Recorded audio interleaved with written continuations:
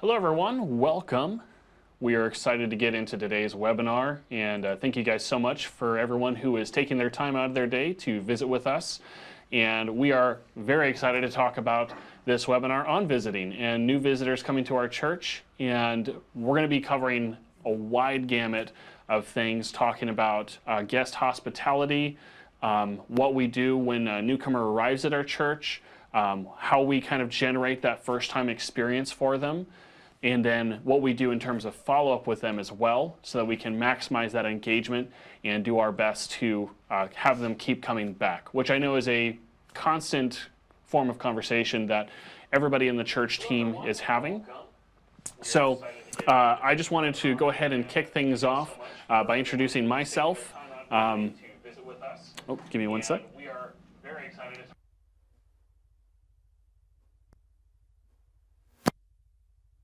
Okay, thanks everyone. Sorry, real quick, I had to just change something.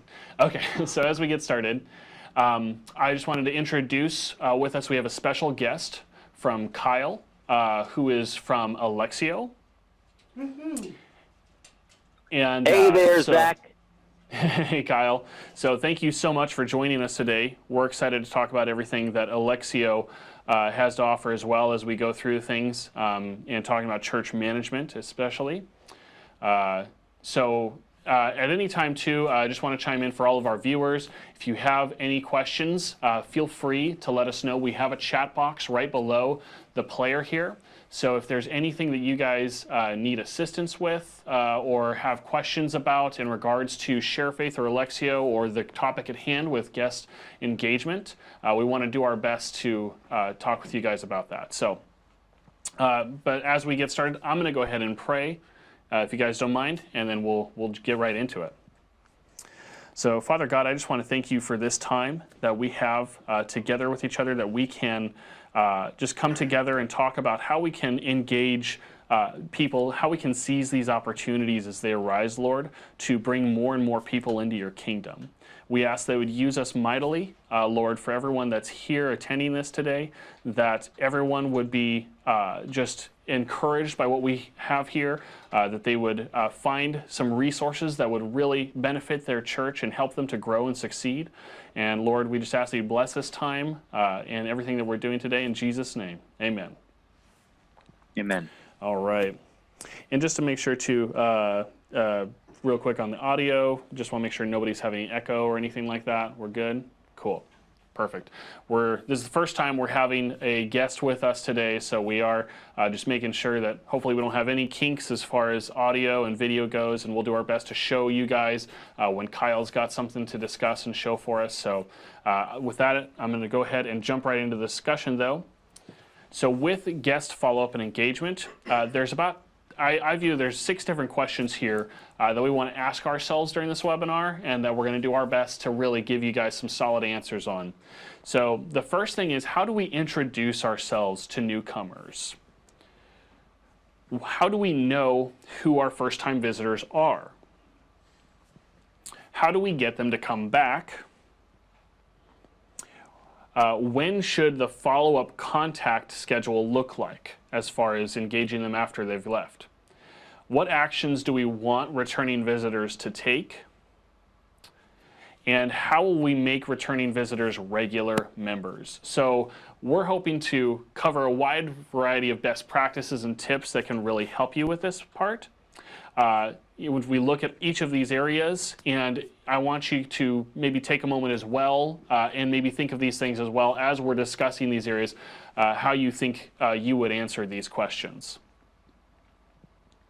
So the first thing let's talk about is first impressions. And the first thing I'm going to bring up with first impressions is the idea of having a planning to visit form.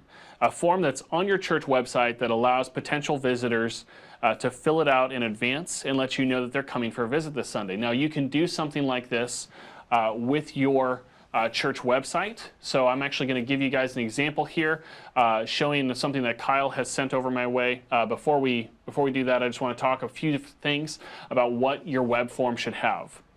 So first thing, it should be simple.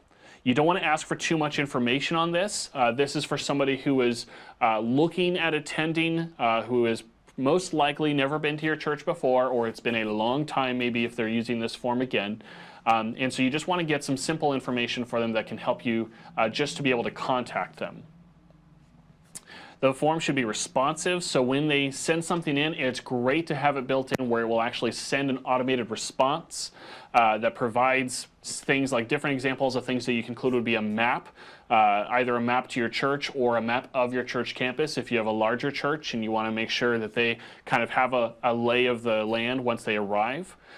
Information to help them know when they should attend church and where to go once they get there. Is all great ideas to have in that email for them. And then being prepared for once they get there. So talking to your team about the submissions from this form, and so that they are ready to go and they know that you are going to have someone on hand there to greet them as they come in is another part of that first impression. So let's give an example of what this form should look like. So I'm going to go ahead and pop out of here into, go into my website. So right here on this page, I've got an I'm new page.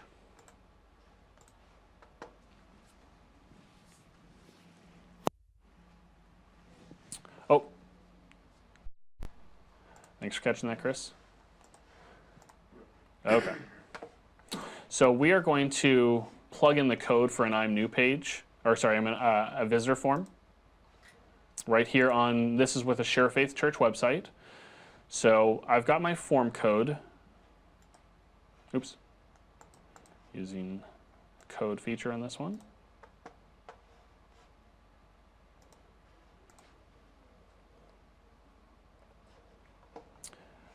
Oh, sorry. I've got it on this page. Sorry, I was doing a little changing around right beforehand. So here we go. So on my Get Plugged In, I have this form for planning a visit. And so it just has not a ton of information, gives me some options on things I can say. So for this one, I'll go ahead and fill it out. And I'll just put my name in, what day I'm going to plan on attending. We'll say this coming Sunday. And I can choose what service I'll be at. Go to second service because I am bringing children. And as a real-life parent of real-life children, I doubt I can ever make first service in my life. All right. So then I'll say I'm going to bring 3 kids. I can put their name and age down in here. We'll say Johnny, 5. Didn't even mean to make a reference to Short Circuit, but there it is. And then, let's see, and then we'll say Eleanor, 4, and Thomas is 1. Okay, and then we'll say, would I like someone to contact me? Sure, that'd be great. And then how would I like to be contacted? We'll just say email for now. And there's a thing where they can put a nice thing like, how can we pray for you? And so that can be listed as an optional. So I'll send my request in. Except for now it needs my number. Let's put a totally legitimate phone number. And there we go. Okay, so I've submitted the form. And so now what we're going to do is I'm actually going to turn it over to you, Kyle, so you can show us what that actually looks like after a form like that has been submitted in your system. Absolutely. Thanks so much, Zach. So yeah, like Zach said, you want to have a form on your website that's really to the point. You don't want too many options that's going to overwhelm the user. So here you should be seeing my screen. This is the Elexio community database, which is 100% browser-based. So just want to make sure you're aware that this solution can be used from the computer or your mobile phone. For space reasons, we're going to be showing this from the computer area today. But when I go to the forms area, so the database has a custom form building tool. This is where I'm going to see all the responses to the forms I've created. So I'm going to refresh this screen. So I should be able to see Zach's response here. And when we go to the plan a visit form, so this is the form that Zach embedded on his website. He just signed up and let us know he's going to be planning a visit. And from here, I can click on the responses. And here's all the responses to that form. So it looks like John Denver submitted this form on Monday the 23rd, and Zach submitted it today at 2:09 p.m. Eastern Time. or 11:09 Pacific. And you can see here's his responses to that form. So here's all of that information. And so I can view that information from here. I can also view, I can take these responses and I can export all of the responses from this form to a CSV file, which would allow me to do further data entry with that information. But also our forms can connect to workflows, which you'll hear about later in today's presentation. And our forms can automatically add people to the database and populate their information. But our form building tool, from here, you can select action. And this allows you to view the embed code and copy the embed code. This is what Zach used to put on his website. So we've made it very easy for you to place the form on your website, on your Sharefaith site. And then each form has a direct link, which allows you to text or email that form out as well. And then our form building tool, once again, just to show you one more item here. So here's our form that Zach just completed. This is a drag and drop form builder. So it's very easy to use. If I needed to add another field here, I would just drag that field in, and it's going to prompt me on how to fill out that form or that field, and whether or not that's a conditional field or whether or not the fields are based on certain conditions. And then finally, within the form, I won't go over all the properties. There's a lot of properties where you can adjust the theme and attach pictures to your form. The forms are 100% mobile responsive. But under the email section, I can actually parse out information from this form. So say I need someone from my team, maybe his name is Chris. I need Chris to receive the name, email, and how many kids this person is bringing each time the form is submitted. Chris will only receive those bits of information from the form. So it allows us to automatically distribute that information, but then it also gives us one unique location where all of our responses are stored, which you can see once again right from here. All of our responses, how many people have responded, and our action steps, which allows us to embed and link the form. And that's where the responses come. All right. Fantastic.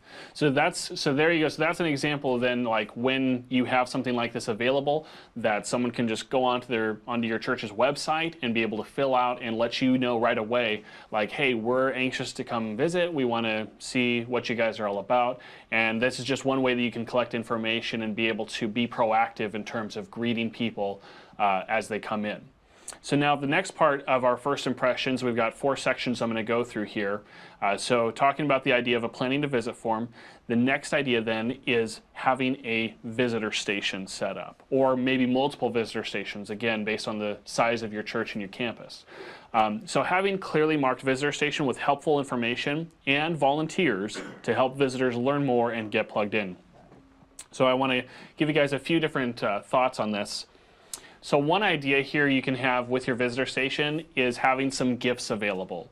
And this could be something, whether it's just a little, like a visitor packet, or maybe having some gifts that feature, maybe a recording from the pastor, like on a thumb drive or something like that. I know some churches still use CDs and things like that, or even having informational pieces, brochures. You can have like this here. If you guys can see me, I've got a little trifold bulletin printed out, and it just says welcome, and you can include information about your church here. I also have like a QR code on the bottom of this that can be scanned by their mobile device if you want them to go somewhere online for you, like a website or something, to learn more. So you can have these available at your new visitor station or handed out once they come in. But having a gift is just a nice way to kind of give them a little, you could be swag. I've seen churches who are doing things like maybe a shirt or a beanie or a mug or something like that. So depending on what your church is capable of offering at that. But at least just having a little memento that they can take home with them from their experience there at your church is great.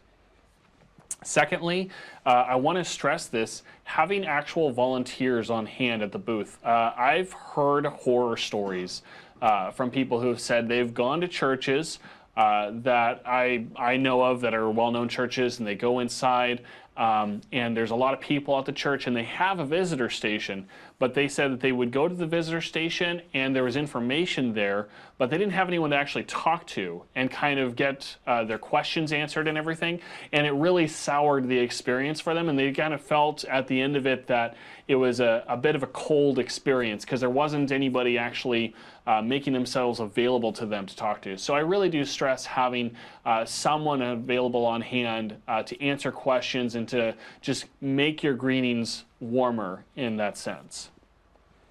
And then lastly, having a kiosk available. This is something that nowadays churches can do even more easily. You can, you don't necessarily need a special machine to do it. You can use just a laptop or a tablet of some kind and have it available on hand. And this can be great for when there are people who maybe don't want to go up and talk to a new person, don't feel comfortable about that yet, or maybe if your volunteers are currently occupied with answering questions from other people, someone can still go to a kiosk and let you know if they want to find out more information. So this is an option that you can make available, and we're going to show a little bit more what from Kyle here after this next one about ways that you can use a kiosk for different things.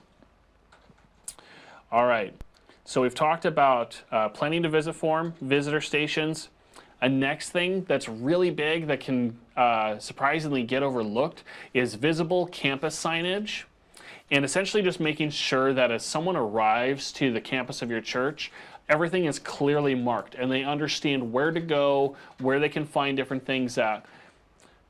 So let's talk about a few different areas that especially need to be thought of in this area. So parking, this can be a big one. When somebody pulls into the parking lot, if you guys have any designated sections for handicap parking, things like that, obviously those will need to be clearly marked. But also it can help too, having in the parking lot signs that point to various wings of the church. Again, if you're a larger church and you have separate wings for like where the kids go or where the youth go, or maybe if there's an event happening and you want to make sure that somebody knows where they're going to need to park to be able to access that area the easiest, think of those areas for when someone first pulls in so that they'll know right away. Even something as simple as like making sure they know where the entrance is or where any of the entrances are for that matter. Those things, making sure those areas are visible from parking. Like I just said, entrance. So like when somebody comes into the entrance though, having that clearly marked and visible, but what do they see when they first come into the entryway?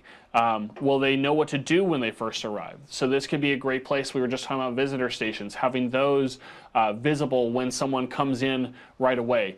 When they walk in, do they know where to go to find different spots, such as the facilities? This can be a really embarrassing mistake if you guys have your entrance marked and somebody comes in, but then, one of the kids needs to use the restroom, and where is it? Or do they know where to find the classrooms if they're coming for one of your classes at your church?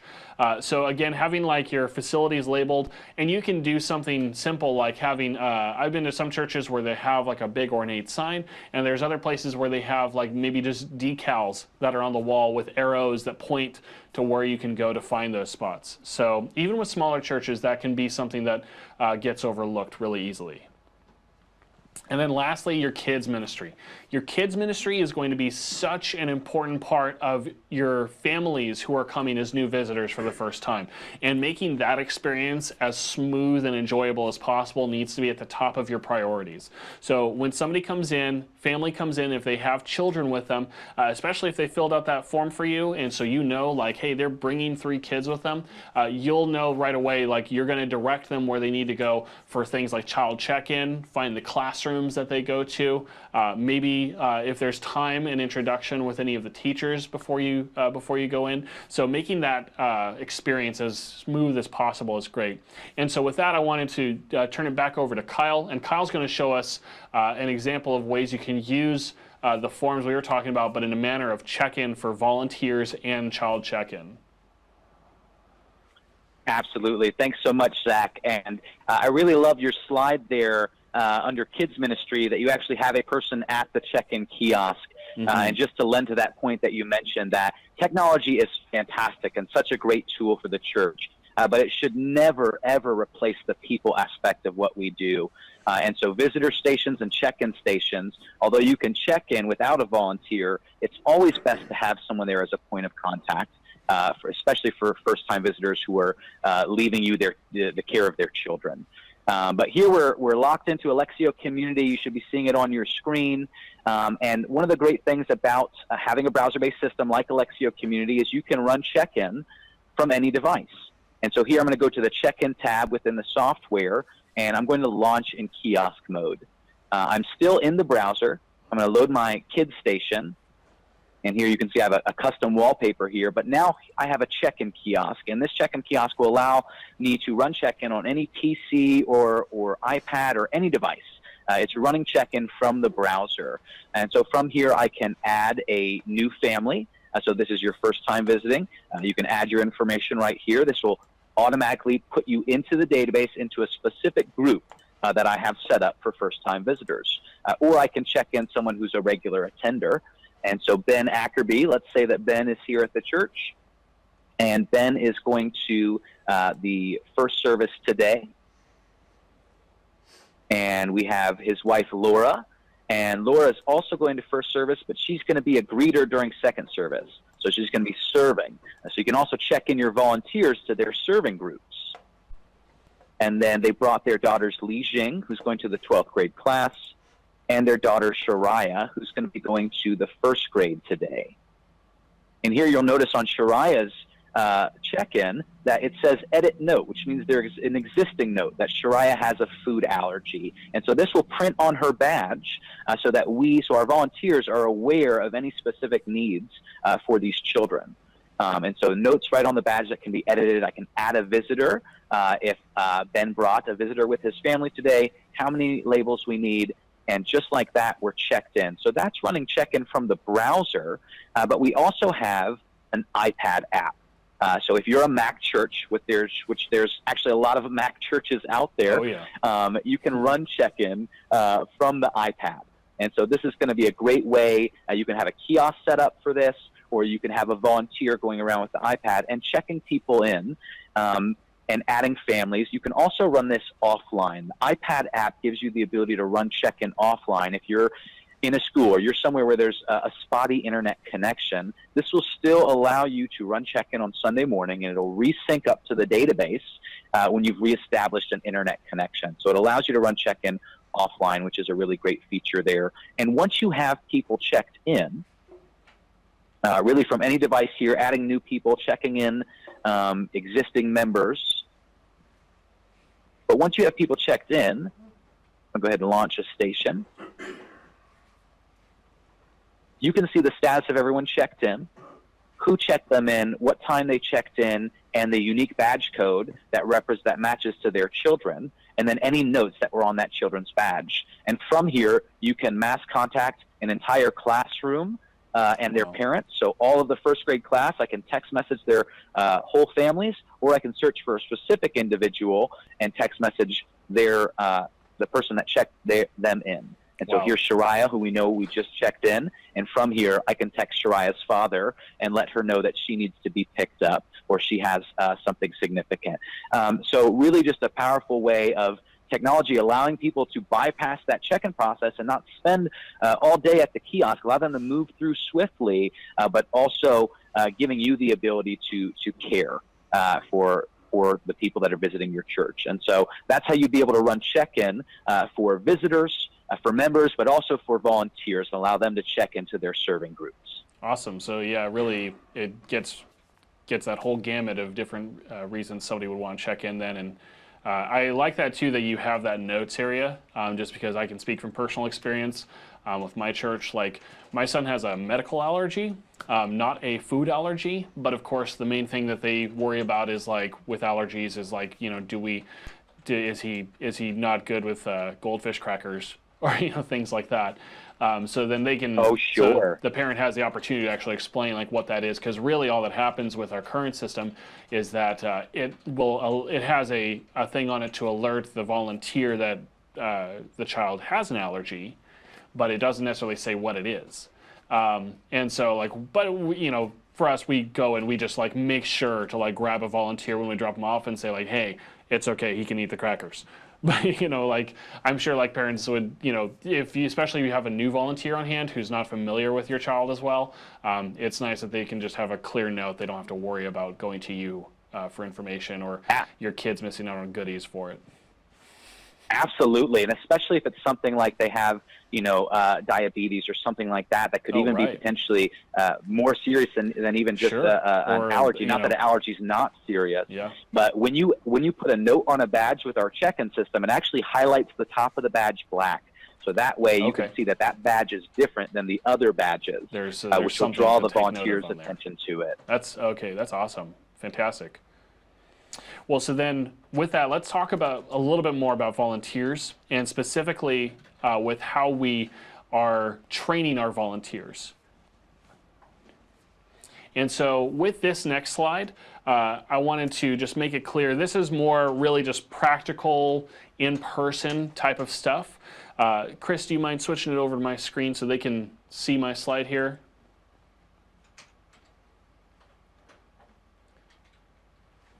So with training your volunteers, one thing we don't want to do is we don't want to make the mistake of having somebody come on board with us and then just leaving them out there to dry.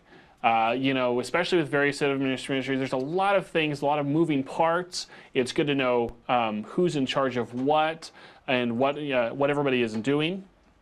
So with volunteer training, the first thing I suggest is definitely making it a point to have a regular meeting system with your volunteers. So meeting with them, in some cases that could be before each service, and taking time to pray with them and praying for the service before it starts, having a discussion about what the game plan is for that day, and just making sure they are prepared to tackle anything that comes their way.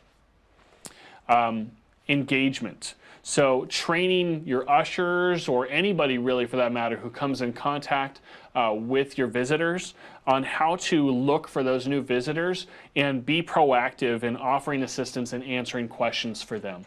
So this could be something like we talked about, the idea of a gift bag.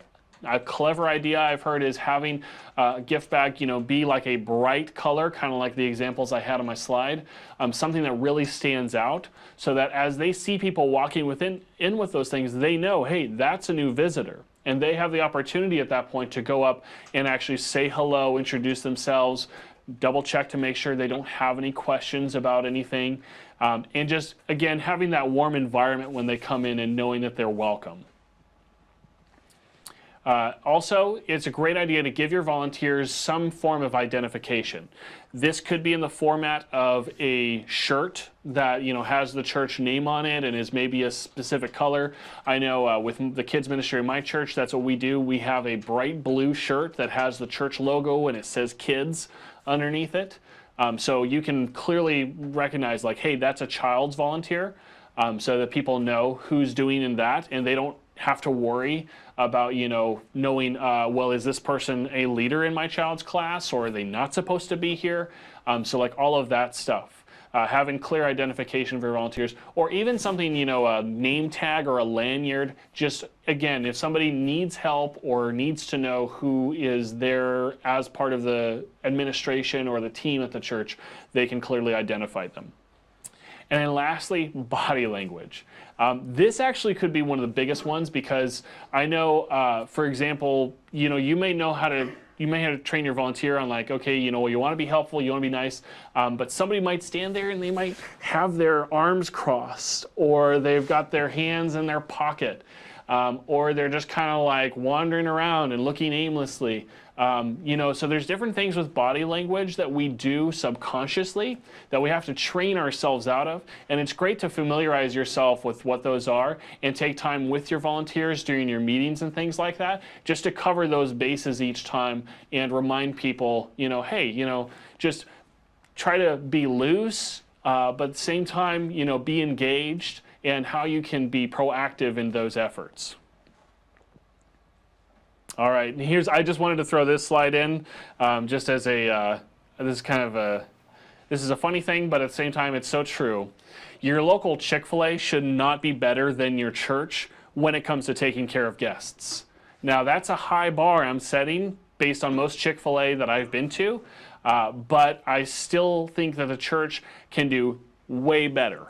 And I think you guys would agree with me on that too. It's just something that the church needs to be known for hospitality. The church needs to be known as a place where we are welcoming people who are coming to meet Jesus, possibly for the first time. And so keep that in mind as you are going about your day. It's like, hey, like you see so many businesses that do a great job when they're after people's money, who are trying to be nice and friendly and get the sale. But in this case, we're trying to give them the gift of the gospel. And how much more should we be active in our pursuit to reach these people and engage them and show them the love of Christ? I just want to give you that thought as you are thinking about these things. And then another note, prayer.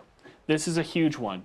When somebody comes in, obviously our concern is their spiritual well-being. That's why we are here at church. That's why we're helping our church, because that's what our goal is. We want to reach people for the kingdom. And so whenever the opportunity arises, maybe you can even try to ask for that opportunity as somebody has come and you've greeted them and got to maybe chat with them a little bit about what they're looking for in a church or what's brought them to your church or any of that stuff, seizing those opportunities that you might have a chance to pray with them. And I can speak from experience too, going to conferences where actually we've been there as a sponsor, and we would always make a point because we recognize these people are doing ministry, whether they were worship leaders or pastors or church administration members, whatever the case may be.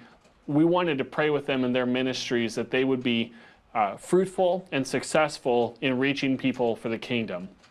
And likewise, when somebody comes to your church, take a time to pray with them and let them know, like, hey, we just want to pray that you have an experience here where you meet Jesus. Doesn't matter about all this other stuff. If you come away with Christ, that's our goal. And so having that at the forefront too when somebody comes in, just so they understand, like, wow, this place is different. This place really has the Spirit, has the Holy Spirit present. So that's just something else to be mindful of and conscious of as you go about it. And praying with your volunteers, like I discussed before the day starts, prayer needs to be involved in every step of the way. All right, so now I'm going to transition here and we're going to talk a little bit about connection cards. Connection cards are obviously a big thing in church.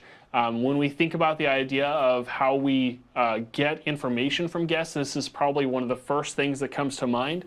And they are definitely one of the main areas that a lot of churches tend to gather that information from new visitors. So here's a couple things to keep in mind when you are using Connect cards in your church. First of all, don't ask too much.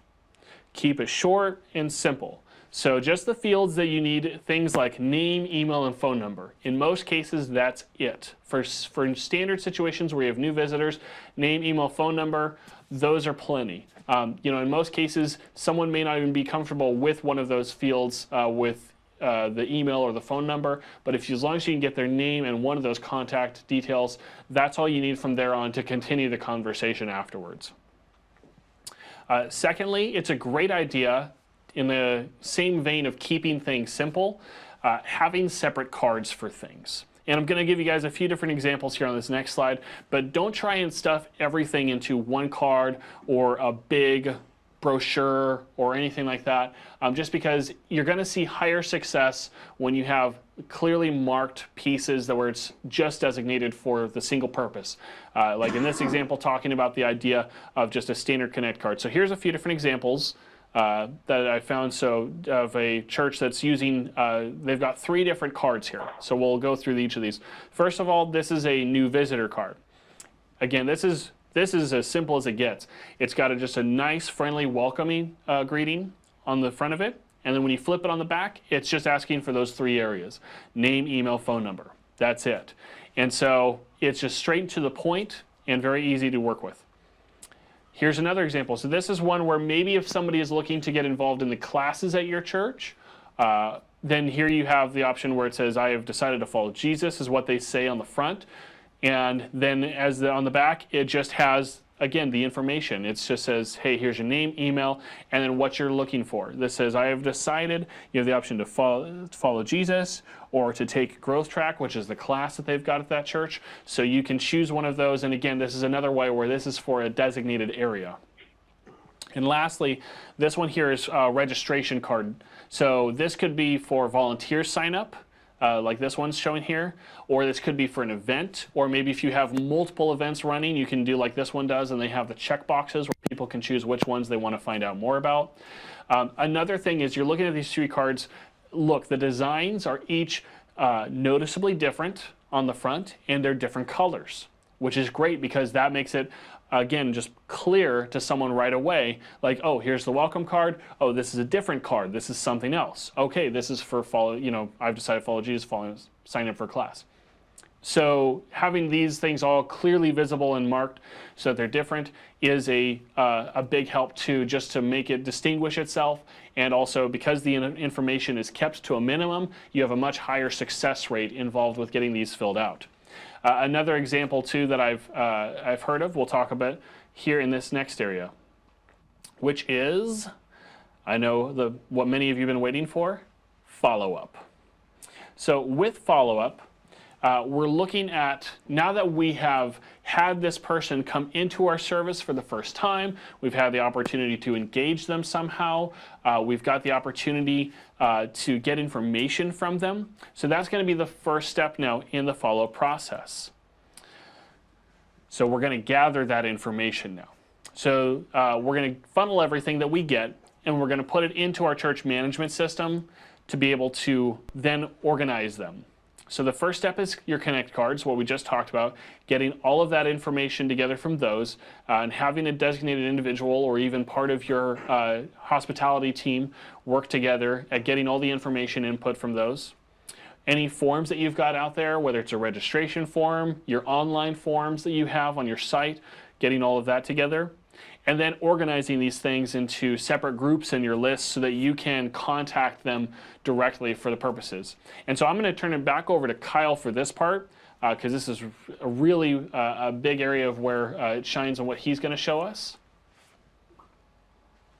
Absolutely. Thanks so much, Zach. What a great presentation so far, especially with the Connect cards. I mean, you really hit it on the head when you're talking about being strategic with the content.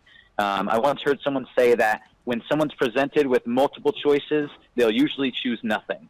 So you don't want to overwhelm someone with the amount of choices to fill out on a connection card or a sign-up card. You want to really keep it as simple as possible to make sure that you're getting their information. And additionally, when we're talking about collecting people's information, connection cards are such a big deal. It's such an advantage, and it's something that we should really strive hard after, because these are people that someone's either invited to your church or God has led into your church that Sunday or that day. And you want to make sure that you're being intentional at collecting their information, which ascribes value.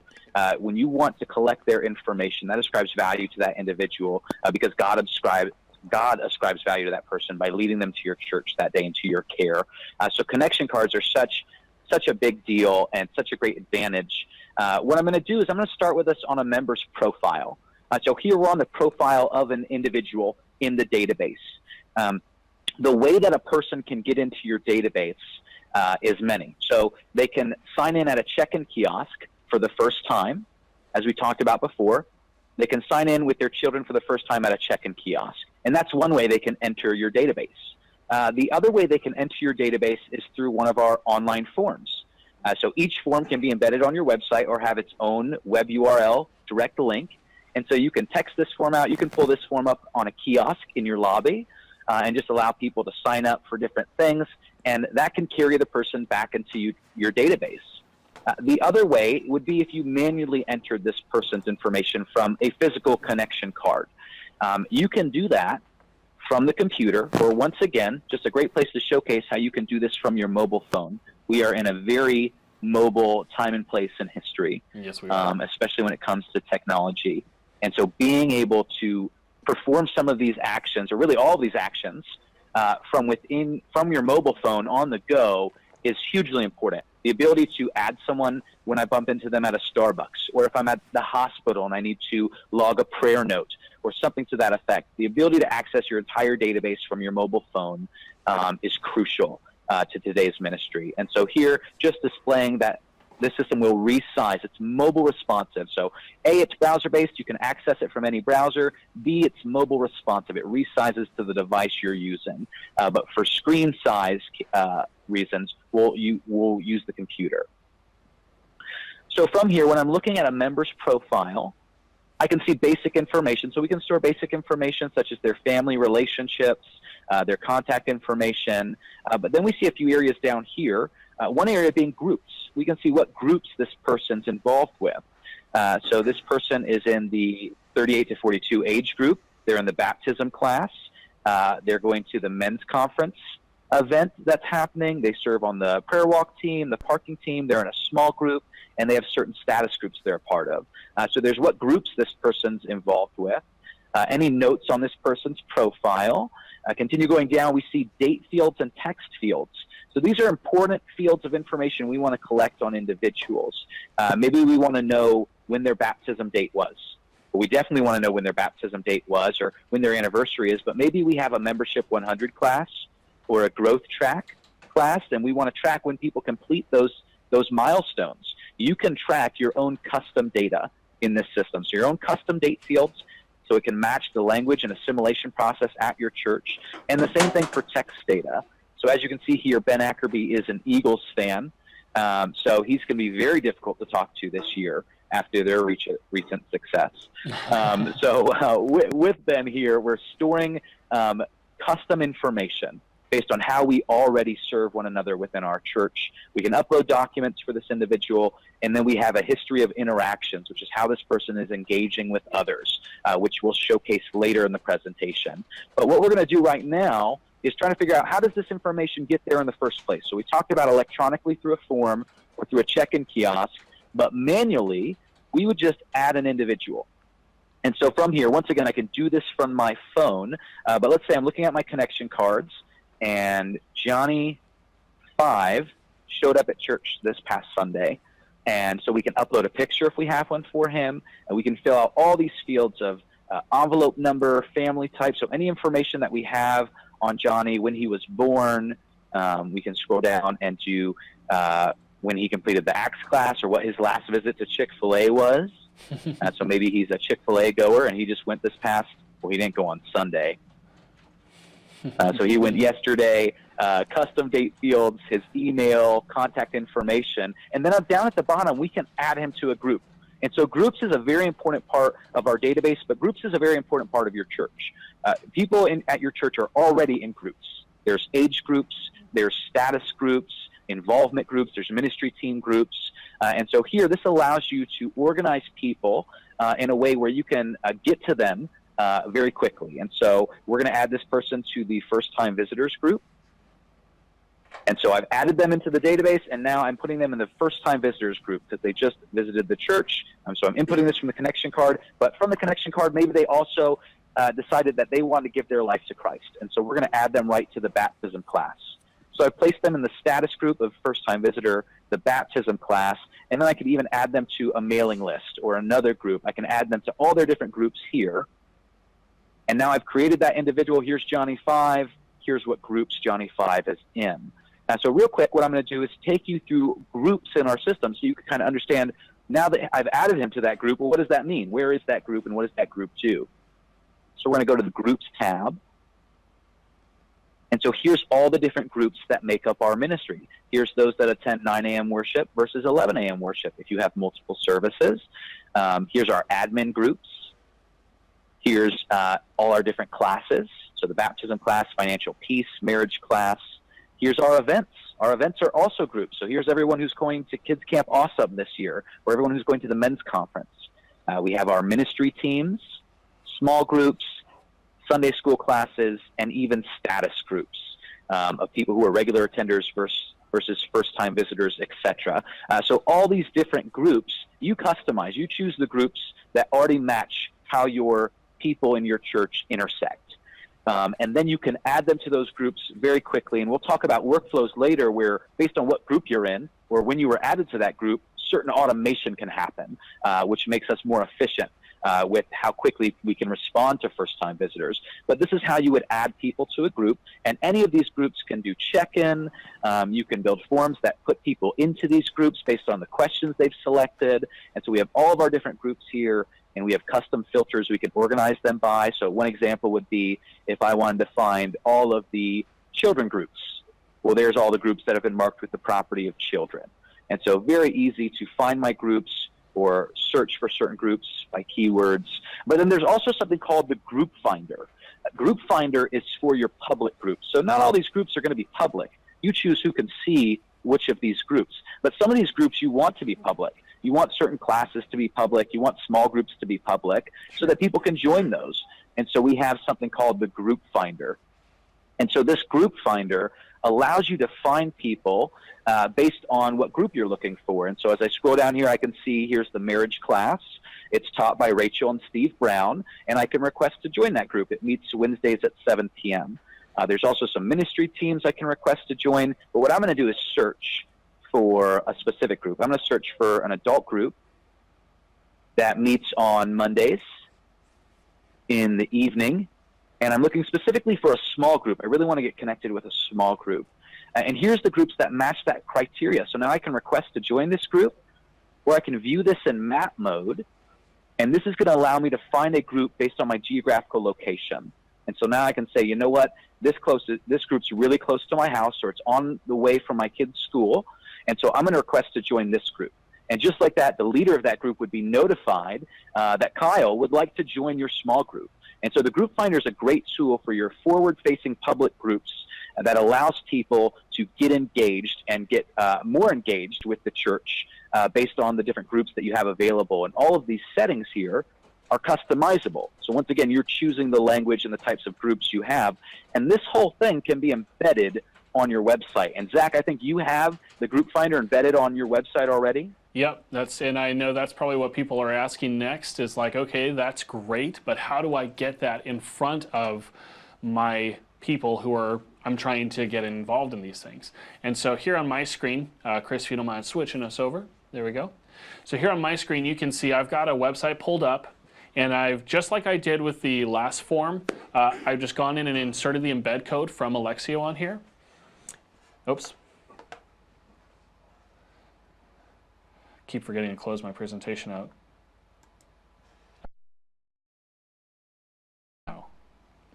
Okay, so here on this page, just like I did with my last form, I've just embedded the code that came from Elexio, and so you can see everything is here. So just like you were showing us there, and but as you said, this is with the public groups that they can see on this. So here in the Group Finder, everything is everything is available. Where, like you said, I can request. So if I want to join the greeter group, I can do that, and it pulls up to where I can provide my details then so that someone can get in contact with me about doing that.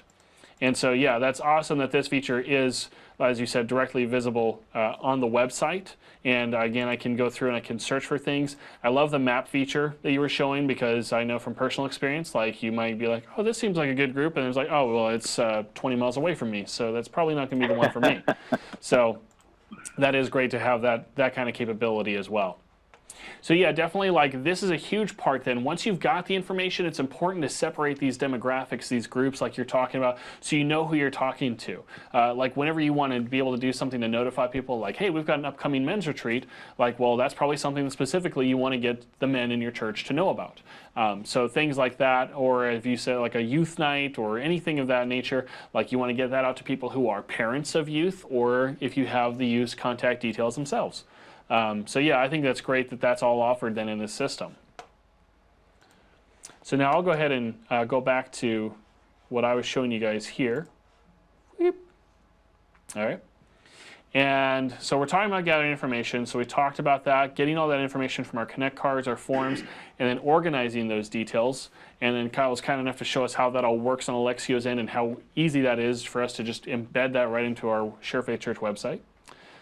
And then the next thing that I wanted to talk about was event promotions. So one of the best ways to get people coming back in terms of follow-up is making sure that they're aware of ongoing events or anything happening at your church. You know, sometimes churches don't have a whole lot going on, which is fine, but anything that's available to someone, even if it's something like a weekly breakfast that you do or Bible study, some different examples that you could use. There's discipleship classes, church retreats, Bible studies, as I mentioned, youth night, parents' night. As a parent, I love those. Outreach events. So having just something like this, in addition to bigger events that you might have, or something that are more centric around holidays. You know, when we look at attendance at events like Christmas and Easter, which are always the big ones for us, it's great to have something that we can then promote to people as they come, like, hey, by the way, since you're here, you should know about these events that are coming up right around this time, and giving them clear, easy ways to be able to sign up and engage with those. So as we're talking about events, I want to go ahead and showcase the calendar option real quickly. And so Kyle, I'm going to turn that over to you to show us the calendar system. Absolutely. So within the database, you should be seeing my screen here. Mm-hmm. When we migrate to the calendar, you're going to see all the different events here. And what I'll do is I'll walk you through real quick creating an event. So here is a test event, or we'll call this the youth retreat. All right, and so we're choosing the name of the event, the time of the event, if it's repeating, if so, how often, what campus this is at, and then the description for this event. In this description field for the event, we can embed one of those forms to sign up. We can embed a Google map, or we can embed a video of last year's youth retreat. So we can embed different material here in the description, or just type a description. Here's internal notes for that event. We have our properties for the event. And so we're going to tag this a young adults event or a youth event. And it's going to be co-ed. And whatever statuses we want here, and whatever different types, these properties are all customizable. So you have your own custom properties. And does this event require childcare? If so, how often? What time does it need it? Does it require tech? Does it require kitchen? Etc. And then scrolling down here, it's actually reserving rooms for us as well. It looks like we can't use the worship center on this day because it's being used for the Discover class, and it's also being used for Baptism Sunday. So we'll have to select a different room to use for this event. So it's preventing us from double booking rooms, which is a great advantage. That's huge, but when going back to the calendar here, here in the calendar, you can have multiple calendars. So you can have a staff calendar, an events calendar, a men's calendar, even a calendar that's tailored specific to your website. And so this is my Sharefaith calendar, the calendar that goes on the Sharefaith website. Each calendar has its own embed code that can be placed anywhere on your site. And each calendar has its own subscribe to feed, which allows you to pull that information down into your own Google Calendar or personal calendar. Awesome. Well, that's great. And I actually have the calendar pulled up here on a site for an example to show what that looks like. And so here you can see this is what the layout looks like, and it's very similar. If you've ever used anything like a Google Calendar, your guys' feed or your layout is very similar to that, so it's really easy to look at. I know too, like as you mentioned, like you can click on an event, and it's awesome because now that I've clicked on it on my website, it actually brings up a little window right next to it that gives me the full details of the event. So I can see where it's at, there's a description of it, the room if there's one that goes with it, and then I have the options there then to add it to my Google Calendar, iCal, or Outlook, or I can even download the calendar file for programs that use it. So that's awesome that all of that is just built right in there, and it's on my church website, visible for everyone to see. And so they can see, not only can they see what's going on, but they can see the details for it and be able to follow up on it right there. So event promotion, obviously, like, you know, and one of the things too I want to mention as we talk about events is just that it's growing more and more these days that we might see a higher group of new visitors coming to events at our church rather than our actual church services. It's still very close, but there's a lot showing from like the Pew Research Center and everything that are indicating that it's kind of going that way, that we'll see much larger outreach coming from events that we're hosting as a church rather than specifically maybe coming to the church itself for the first time. And so it's great as we're thinking about that, how we can do a good job of promoting those events and putting them out there where newcomers or potential newcomers can find them. So that's just another thing I want you guys to keep in mind for that. All right. And then we'll go ahead and go back to our presentation here.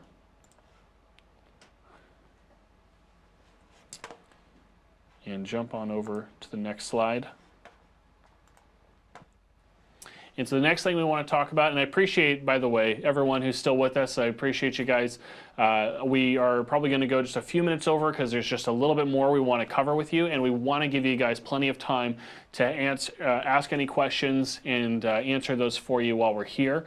So please keep that in mind as we are talking about these things. If questions arise, to let us know in the chat, and Chris is doing his best just to make sure he's answering as much as he can, but we will have a live Q&A afterwards too.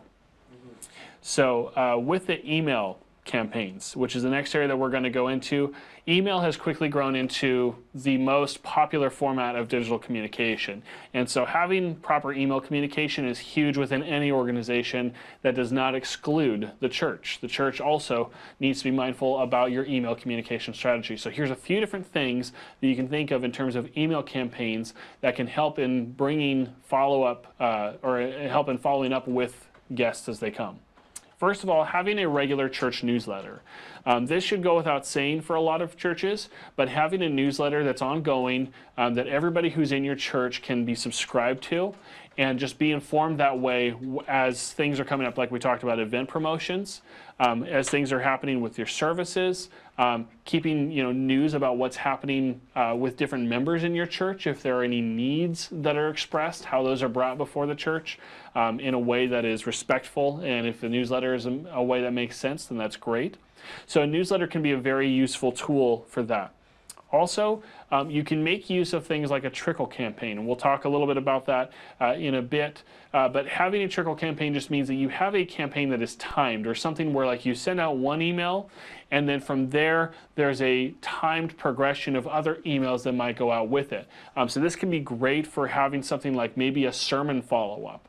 So after your service one day, you can send out a timed campaign that has like an initial email that brings up a point from the service or an announcement that was mentioned, and then within a couple days has another follow-up to that it continues on the conversation. So something like that within your service. And then lastly, as Kyle was kind of hinting at earlier, and we'll dive a bit more into, using automation workflow to send your emails when your subscribers meet certain criteria. So with this part, I'm going to actually turn things over to Kyle, and Kyle's going to show us how automation workflow operates with things like he's been showing us so far with groups and communication.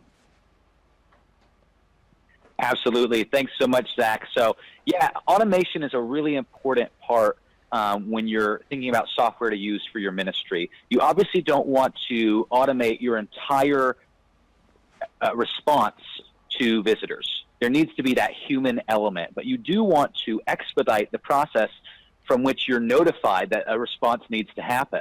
And so emails being automated is very strategic to make sure that someone receives communication promptly and not 2 weeks later. Because if I visit your church but you don't connect with me till 2 weeks after the fact, I'm a second thought to you, and it feels that way. And so you want to make sure that immediate follow-up is happening, because that communicates to that person that we valued you enough to let you know immediately that we want you back. And so that's the type of follow-up you want to have for your ministry, is that type of promptness. So we're going to go over to an area of the software now called workflows.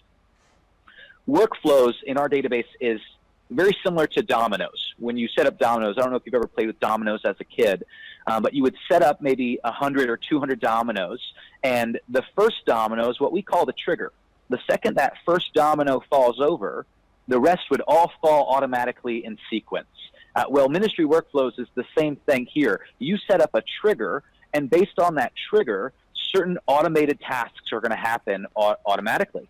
And so let's kind of look through some of the triggers here, and then we'll get into a real live example of a first-time visitor workflow.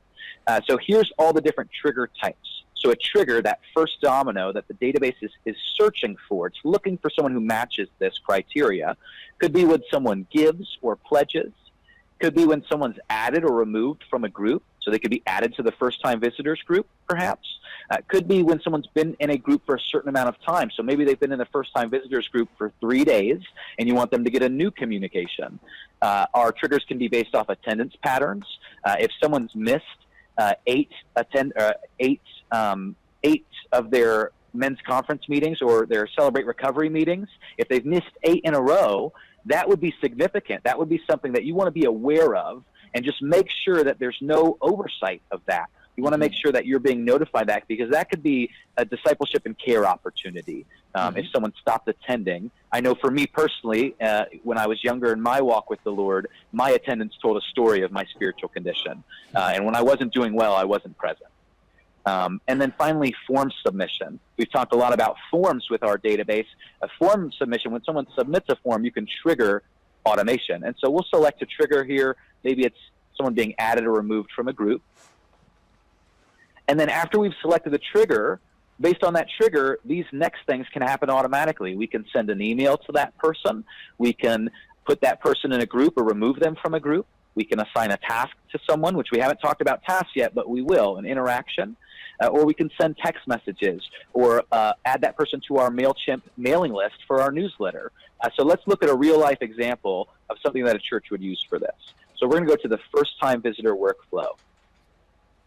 So this workflow is designed to make sure first-time visitors are being followed up with promptly. And so the first trigger we have is an add remove trigger. This is when someone's been added to the group first-time visitors. Whether they checked in at a kiosk and that's what added them to this group, or they filled out a form and that's what added them to this group, or your data admin entered this person's details manually from their phone or the computer and placed them in this group, however they got into this group, these things are going to happen automatically and instantly.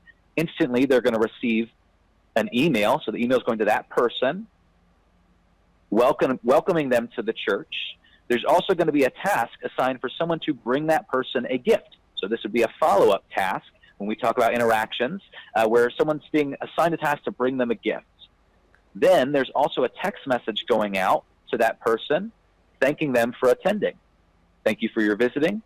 Thank you for visiting. We love you and are excited you are here. Please let us pray for you. There's even a link to the prayer request form that we've created. And then moving down the workflow, here you can see that we're using a different trigger now. It's still part of the same workflow, but this trigger is match a person who's been in that group for 3 days. And once they've been in that group 3 days, send them another text. So this is most likely the middle of their week, most likely Wednesday, and they'll be getting a text letting them know that you are loved, and here's some encouraging scripture for your week, which is Deuteronomy 7:9.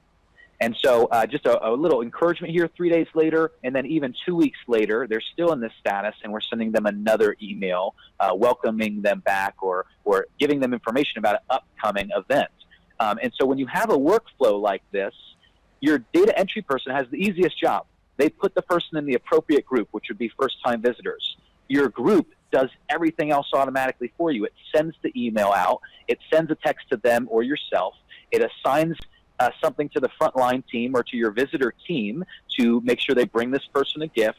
And all of a sudden, everyone on your staff is aware of this first-time visitor, and this first-time visitor is being welcomed and greeted immediately upon attending your church. And so that's a very strong connection that allows technology to not replace the people aspect, but to amplify and expedite the people aspect. Awesome. Yeah, no, definitely. And that's, like you said, it's about making sure that you are making that quick contact, not letting them go on and on and on without hearing from you at all. And I love the different examples that you're giving too. In fact, that's one of the areas I'm going to really touch on. Like you said, we're going to look at the interactions here in a little bit. And we just have a couple more things that we really wanted to showcase before we wrap things up. So I'm going to go ahead and pull back my presentation. And again, thank you everyone for who's been with us. And we're so excited to be talking about these things because it is such a huge area that the church is constantly working on getting better at. And so one of the things that you mentioned is like part of that automation workflow or part of the communication process is the idea of using text messaging. And this is something where I feel this is definitely worth bringing up and something that every church should be looking into as far as having a text communication system. Some interesting stats here. On average, 98% of text messages are read within 2 minutes. So that's a huge part of that, talking about the idea of instant communication or being quick to communicate with someone. Text messaging is definitely one of the more proven senses of doing something like that. You got a couple screenshots here on my slide. These are real screenshots. One of these, the first one that says, Zach, thanks for attending. This is an example of one that you sent me, Kyle, through the Elexio system, so I could see what that looks like through the management software. And the other one is also an example of using a management system with text messaging. And so as things are coming through, the church there is keeping me informed about ongoing updates and as it pertains to kids ministry. Like, so if something's happening, like I know, hey, just a reminder, we're doing this event tonight, and kids check-in is at this time, bring them around to this area. You know, just simple notes like that can then, again, make that experience so much easier for someone who's coming back to be able to know where to go and when. And so making sure, though, too, when you do have text communication, having the option for someone to opt in. Obviously, you don't want to bombard them. Nobody intentionally spams someone. So having the ability where they can then reply and request, you know, for any reason, like, please don't contact me this way. A great way to be proactive in this is with your church communication, your Connect cards in those areas where you're gathering that information, giving them the ability to choose which methods of communication they prefer, kind of like what we saw in some of the examples. But that's just one thing to keep in mind so that you're not being overbearing on those people. And secondly, with the first text message, as you kind of talked about with being quick on it, is sending them within a few hours of their first visit. You may have a system that's set up that can text them right away after they've filled in that new visitors form. And that might be best for you. Or in some cases, like for my example, like we had the children's director at our church actually text us later that evening after our first visit and just said, hey, you know, I just want to introduce myself to you. We noticed that this was your first time checking in, and we just wanted to make sure that if you have any questions, you can reach us. This is how you can get a hold of me. I hope you guys had a great visit. So like that is such a huge benefit for us, I feel like, when we get that kind of interaction with leadership or anybody on the team for that matter with our first visit. And even something like a text message that may not necessarily feel like a super personal form of communication, but it can be used in a manner that really highlights that for someone. All right, so now we're almost done here. I wanted to go ahead and continue on with the interactions like you talked about, Kyle, and but I wanted to show just a few examples of things. So this is something you talked about it earlier with the idea of having someone present at the kiosk, Kyle, having personal visits, having somebody in person who can talk to you, a human being. You know, someone that, so you know, like there's this warm greeting, there's this, you know, family relationship that's there with being in person. And so I wanted to give you guys a few examples of things with this. So one of the ideas, you know, would be home visits. And so Kyle, you brought up a great example of someone who had signed up for a class and then like, oh, they haven't been for the last 8 weeks. You know, I'd probably say even don't wait that long. But, you know, like something where if you notice like there's somebody who's actively engaged with the church, especially who is for any reason now no longer been attending, then, you know, this is a great opportunity to just have someone stop by and say hello, come by their home and knock on the door and just see if there's anything that they need. You know, when you do so, bring a gift. You know what? Bring some cookies, bring some cake, bring the pie, whatever you got. You know, again, though, checking into those diabetes notes that Kyle mentioned, if that's the case, be careful about that. But, you know, thinking of what you can bring, you know, that's another great place where the notes can come in handy. You know, ding dong, here I am. Or oh my goodness, you're trying to kill me. Yeah, bring Chick-fil-A. Bring Chick-fil-A. It's always a safe bet. That's probably, you know, that fits with, you know, most, at least with the most like specific foods diets. I don't know about like an actual weight loss diet, but like if you're like just worried about, you know, no carbs, then hey, just bring the chicken. And then when you do so, you know, make sure that you're giving them some type of an invitation back. Invite them to come back. Let them know that you want them to continue being engaged with your community. You want them to continue being a part of the body of the church. Obviously, for some people, they may not have that option anymore. In fact, my church, just to use on my personal experiences again, we recently started a shut-in ministry. And that was because there were just some people within the church who had been active members for a long time, and now due to illness or due to other things that have taken place in their life, they're no longer able to attend. And so we have a shut-in ministry where we actually have volunteers who actively go to people's homes and just spend time with them, visit with them, chat, and also just make sure that they know, like, hey, we're still here and they're still loved and cared for and viewed as a member of the church. And then lastly, I've mentioned it a few times already, and I'm going to say it again because every process needs to be coded in it: prayer. When you're taking time to visit someone, take time to pray with them. Take time to visit with them and let them, hear what's going on, but also, making sure that you pray with them before you leave about whatever it might be. So with that said, I'm going to go ahead and pray, and then I'm going to turn things over to Kyle as he is going to just give us again a quick overview of all the things that we've seen, which have been amazing. I'm super excited about all the things that you've been showing us, Kyle. I really appreciate you taking the time to join us today. And then we're going to give you guys time. So at this time, if you have any questions for us, any more, I know Chris has been over there typing and chatting with some people, but if there are any more questions before we go, we'll do our best to answer those for you before we head out. So let's pray, and then we'll continue. Father God, again, just appreciate all that you've done for us as the church body to work together, to come together and see how we can use these resources to engage and reach more people for the kingdom.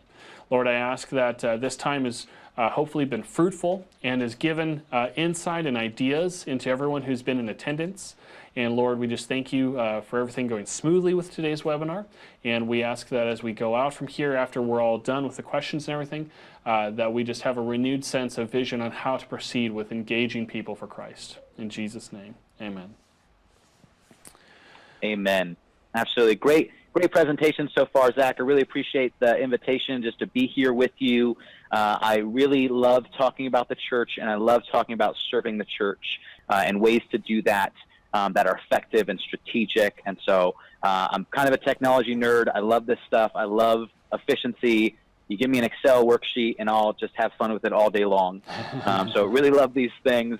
But I loved what you said about personal visits. I mean, it's really important if you notice someone's attendance pattern slipping, or if there's a first-time visitor, the personal visit is just such a huge thing. Recently, my wife and I had her parents visit our church, and our church was just so on it that the next week they were at our parents' house. And they brought gifts, and they were just talking, and it turns out they actually knew each other, and it was just such a great connection that her mom would call us and said, oh my gosh, we can't believe they came to our house. And it's just that extra step that makes our community an uncommon community. It's that extra thing that we do that makes people say they're different. Why are they different? And so it's just such a crucial part, but each church does it differently. You said some churches bring cookies, some churches bring cakes and pies. Maybe you bring a CD. The way that you do your assimilation process and your care is going to be different than the church down the corner. So what I want to do is I'm going to unpack the area of interactions. I'm going to do a quick recap, and then I'm going to talk to you guys about a feature that's been a newer feature of the system. But first, let's talk about interactions. Okay. So things like prayers or visits. Under interaction here, you can see from this workflow, if you're seeing my screen, you can see that when this person's added to the first-time visitor group, they receive an email automatically. And then an assignment goes out for someone to bring them a gift. Well, these assignments can be completely customizable. So you choose, as the church, what assignments make sense to you. Maybe you don't bring a gift. Maybe you bring a CD. Maybe you have a specific thing that you'd like to name it. That you do. You can choose your own task types, and these are all permission-based. I can't assign a task to someone who doesn't have the role that allows them to complete that task. So real quick, let me dive into interactions and show you how that would work in our software. So I'm on the Interactions tab. I'm viewing all my outstanding interactions. In the database, you can allow as many people to log in as you'd like, but you can be very granular with what they can see or do. So some people can't see certain reactions or can't see certain interactions or assign certain interactions. So it's a completely permission-based system. But what I want to do is I want to go and log and then assign an interaction. I'm going to log an interaction, and let's just say I just met with someone, and it's a hospital visit. Okay. say, I just did a hospital visit and I just met with Ben Ackerby. Or better yet, we'll do a counseling visit. Counseling visit with Ben, and Ben is having marital issues. And so we prayed through Ephesians together.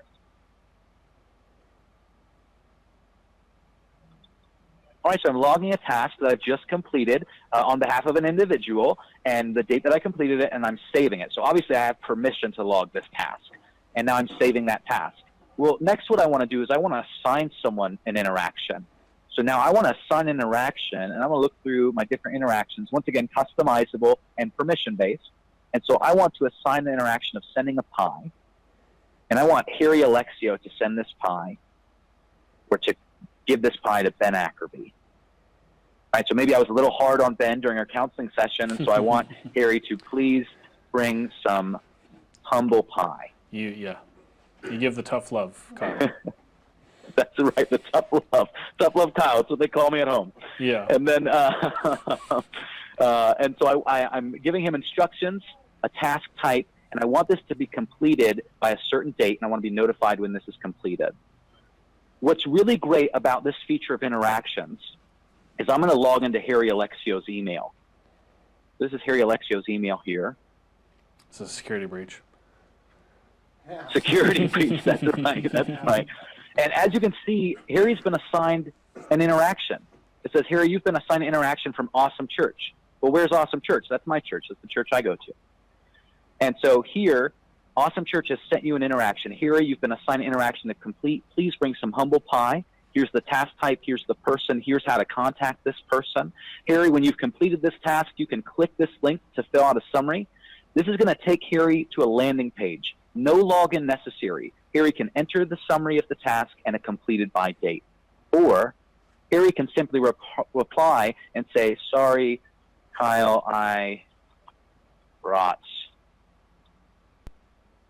rhubarb. Oh, wow.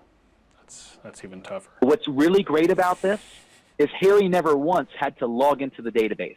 Let's say Harry's an older gentleman that's still engaged with the ministry, but he just doesn't want to learn new technology. He doesn't have to. He can receive this task via email and reply to this task via email. And when I go back into the database and I pull up Ben Ackerby's profile, and we scroll down to the bottom of Ben's profile, we're going to see two things. We're going to see the counseling visit that I just logged, and we're going to see the pie that Harry just brought, which was actually rhubarb.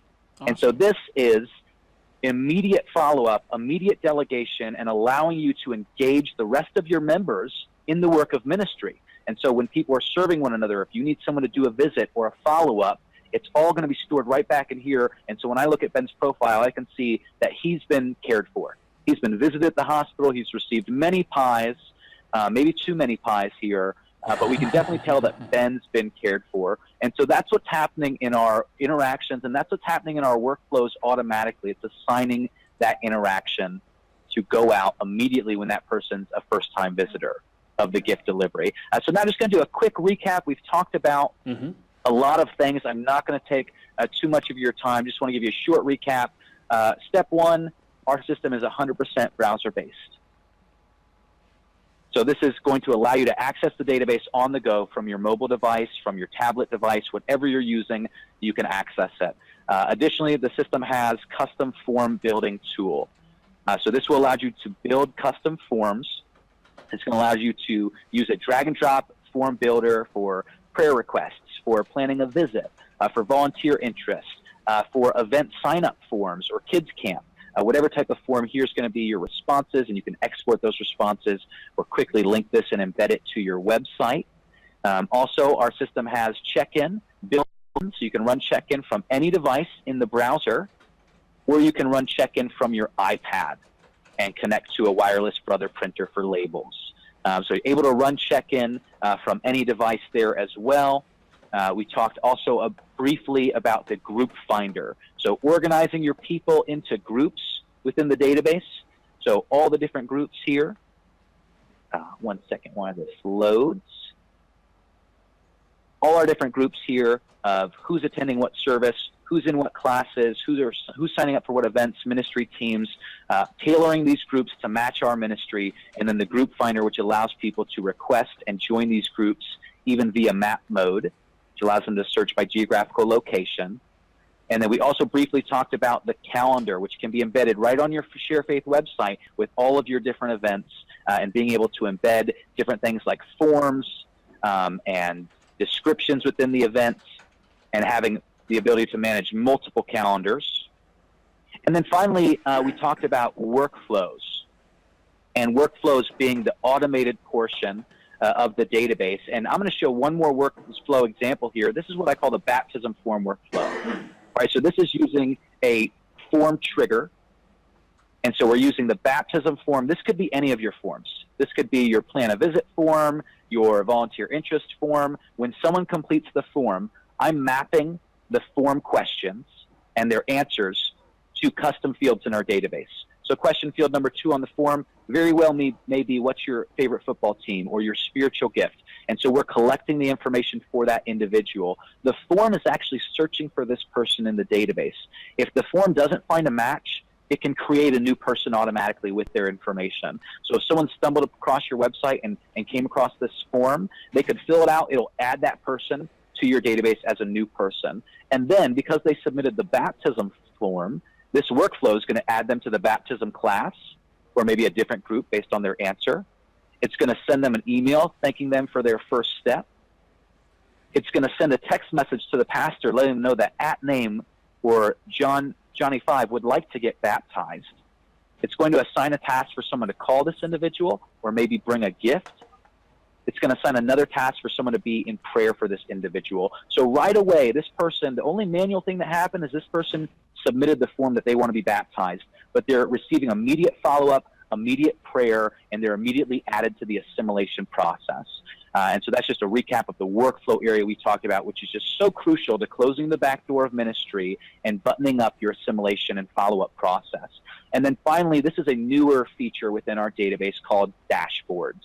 Dashboards is really for those reporting gurus. So all of you admins out there that love reports and love Excel like I do, you can run all your different reports within the software. But dashboards allows you something unique. Dashboards allows you to take a reporting filter and display it graphically all on one page. So here on one page, I can see my contributions versus last year. I can see total attendance versus last year. I can see how many hospital visits there were this week, how many gifts were sent, how many people signed up for the men's breakfast, where we're at in our pledges and how much has been received. Here's my small groups attendance and my small groups upcoming birthdays. These dashboards are completely customizable, very easy to build with dashboard widgets, and they're permission-based. So the dashboard's only going to show you the information that A, you have permission to see, and B, that you've decided to see. And so this allows you, once again, to log into the database, get all the information you need, and then get back to the work of ministry and for caring for people. That's awesome. Wow, lots of great stuff there. And yeah, like you said, like it's awesome how you have the ability to really get down to the nuts and bolts and just break it down to a granular level over each individual piece of what gets submitted onto a form and what you see in your reports and every aspect of it. So, well, that's fantastic. Thanks again so much for showing all this to us, Kyle. There's lots of great stuff here. And now, as I understand, you guys have a special offer for those who are attending the webinar today?